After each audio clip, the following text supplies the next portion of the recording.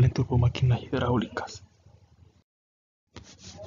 Los temas que vamos a ver son los siguientes: efectos viscosos en turbomáquinas hidráulicas, capas límites y flujo secundario en turbomáquinas axiales, capas límites y flujo secundario en turbomáquinas radiales. Introducción a los efectos reales en turbomáquinas.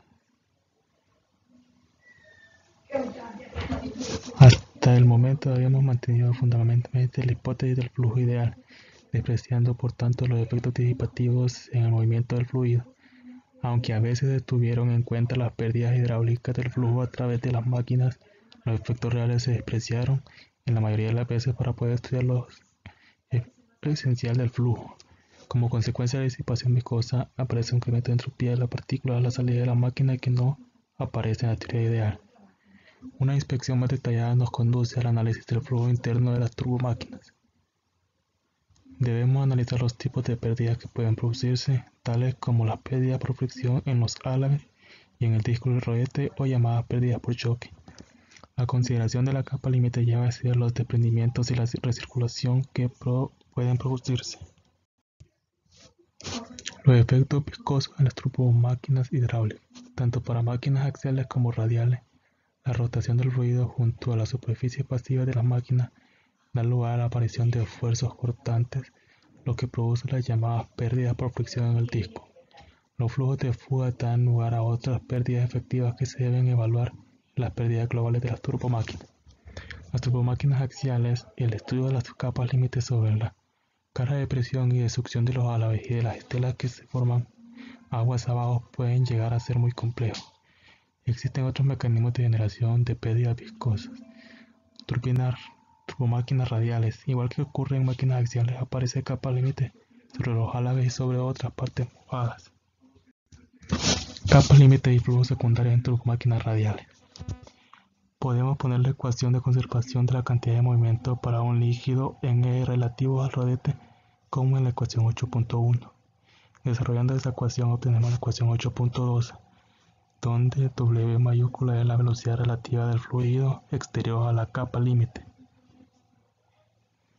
En este capítulo denotaremos W mayúscula como la velocidad relativa fuera de la capa límite y W minúscula a la velocidad relativa dentro de la capa límite. Tenemos la ecuación 8.3. La componente de la ecuación de conservación de la cantidad de movimiento en dirección normal en el movimiento exterior también debe cumplirse en la capa límite sobre el álabe. Si los álabes tienen una curvatura moderada, el término W al cuadrado sobre RC puede despreciarse frente al resto de los términos. Podemos obtener la ecuación 8.4. La condición de adherencia se debe cumplir, por lo que obtenemos la ecuación 8.5. Ecuaciones de la capa límite junto al álabe. Ahora, con generalidad, plantearemos la ecuación propia de la capa límite junto al álabe.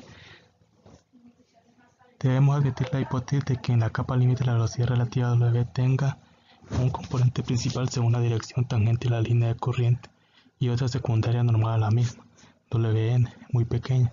Podemos obtener la ecuación 8.6, mientras que podemos poner la ecuación de conservación de la cantidad de movimiento como la ecuación 8.7. Desprendimiento de la corriente.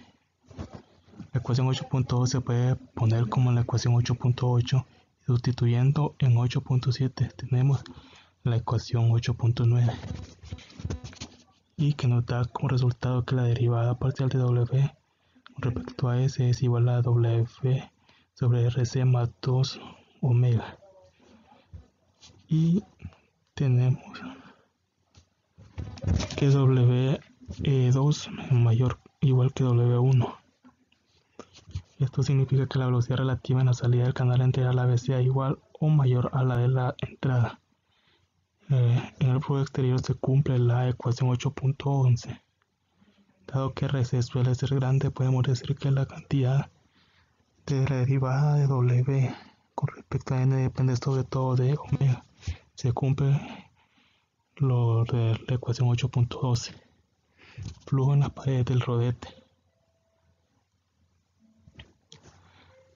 La distribución de presión de la capa límite está impuesta por el fluido exterior, de modo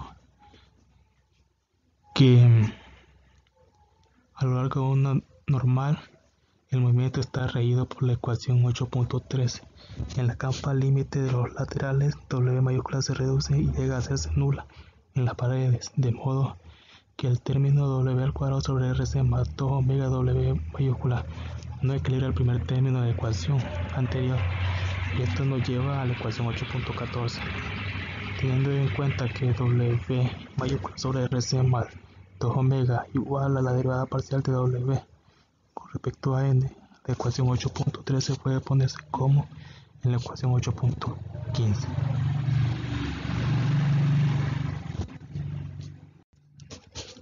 Capa límite y flujo secundario en turbomáquinas axiales.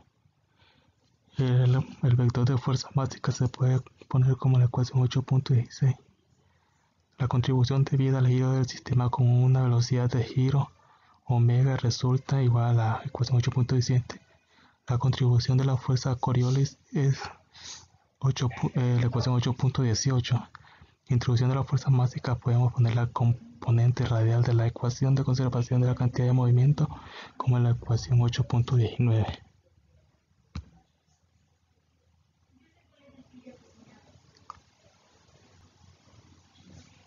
Suponiendo que el movimiento es bidimensional, o sea que W radial es igual a 0 y que hay simetría azimutal, obtenemos la ecuación 8.20.